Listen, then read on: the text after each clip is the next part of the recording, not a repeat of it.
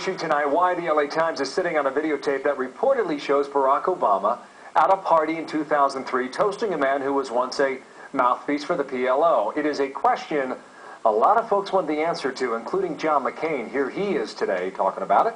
There had been a tape of me and some neo-fascist outfit. Do you think that the American people or the media would stand still for that tape not being revealed? That was Senator McCain at one stop today. The Obama camp issued this statement today about the Rashid Khalidi connection, saying, quote, "This is just another recycled manufactured controversy. Obama has been clear and consistent on his support for Israel and has been clear that Khalidi is not an advisor to him or his campaign.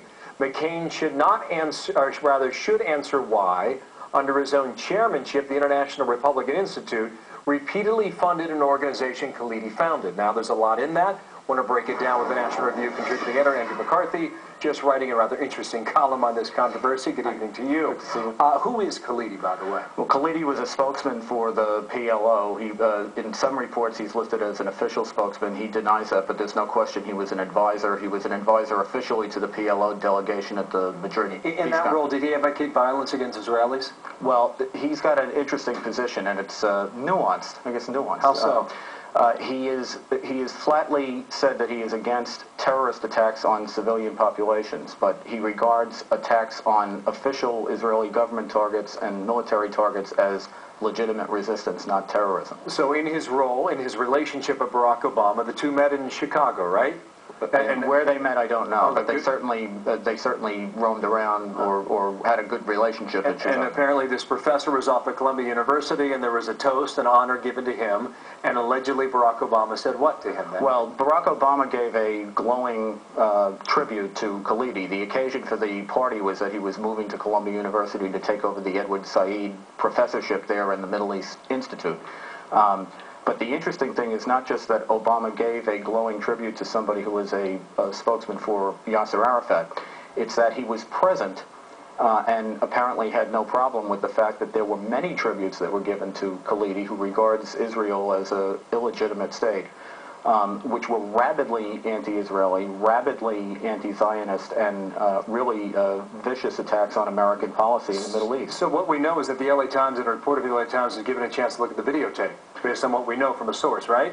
Well, he said in his article that he had seen the tape. He saw the tape. And had actually obtained a copy of it. Who else was there at this meeting in 2000? Well, we don't know everyone who was there. We do know that from other reporting that Bill Ayers and Bernardine Dorn, the former Weathermen terrorists, were there. Okay. Now, the Obama team is saying that McCain was chairman of a committee in Washington that gave money to this same group. Is that claim valid? Well, I don't know if it's valid or not. I do know that Obama isn't even contending that McCain has the same kind of relationship that he personally has with Khalidi. The families are very close, and when Obama and Bill Ayers sat together on the Woods Fund board, they gave tens of thousands of dollars to an outfit, the Arab American Action Network, that was started by Khalidi and his wife.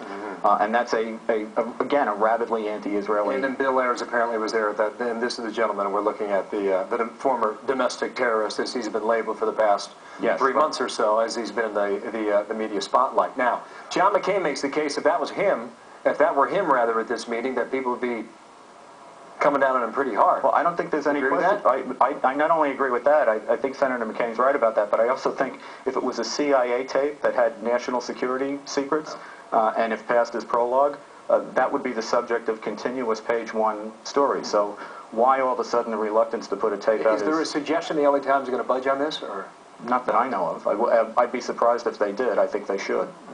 What does this tell you? Does this tell you that the catapulting a new politician into the national scene on a time period that is much faster than most other presidential candidates have been put forward is probably taking us into areas that we are just discovering 6 days away from an election that are quite revealing? How would you characterize it? I think it tells us two things. Number one, we've transcended media bias into an area where parts of the media are actually almost subsidiaries of a campaign. And I think, secondly, they don't want to put the videotape out because people would then be able to compare the videotape to the published report and get a real idea about how accurate and fair the published report was. Look, a lot of Jews are very upset with this, and obviously so. In Florida in 2004, they went for John Kerry 80% to 20% over George Bush. Right. Is this the kind of thing that could change that voting group? Well, I think if it's a close election, anything could be important. But a lot of people don't vote their self-interest. A lot of times they vote their ideology. And if people are, frankly, if they're stuck in a liberal ideology or even a conservative ideology for that matter, sometimes they simply won't vote their self-interest. My bet is McCain's going to bring this up again tomorrow. Oh, and we'll be there when it happens. Andy McCarthy, thank you for your time. My pleasure. All Thank right. you. Martha